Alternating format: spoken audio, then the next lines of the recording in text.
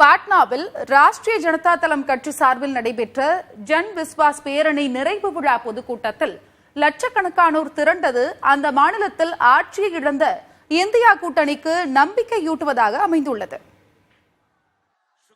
பீகார் மக்களை நேரடியாக சந்தித்து அவர்களது குறைகளை கேட்கும் வகையில் ஜன் விஸ்வாஸ் பேரணியை முன்னெடுத்துள்ளார் ராஷ்டிரிய ஜனதா தள கட்சியின் தலைவர் தேஜஸ்வி யாதவ்.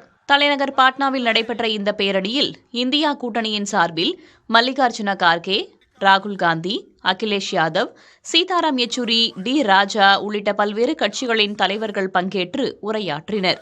பொது மேடைகளில் நீண்ட காலம் தோன்றாமல் இருந்த ராஷ்டிரிய ஜனதா தளம் கட்சியின் நிறுவனர் லாலு பிரசாத் யாதவ் இந்த நிகழ்ச்சியில் பங்கேற்றது அக்கட்சி தொண்டர்களை உற்சாகப்படுத்தியது.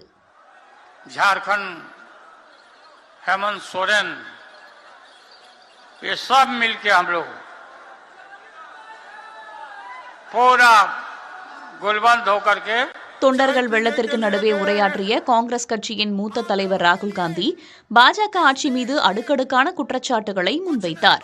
நாட்டின் 73% மக்களை மோடி தலைமையிலான மத்திய அரசு புறக்கணித்து விட்டதாகவும் இளைஞர்கள், விவசாயிகளுக்கு அநீதி இழைக்கப்படுவதாகவும் அவர் குற்றஞ்சாட்டினார். ராணுவத்தில் ஆட்களை சேர்க்கும் அக்னிபாத் திட்டத்திற்கு பீகாரில் கடும் எதிர்ப்புகள் எழுந்ததாக குறிப்பிட்ட ராகுல் காந்தி இளைஞர்களுக்கு எதிராக அந்த திட்டம் இருப்பதாகவும் விமர்சித்தார்.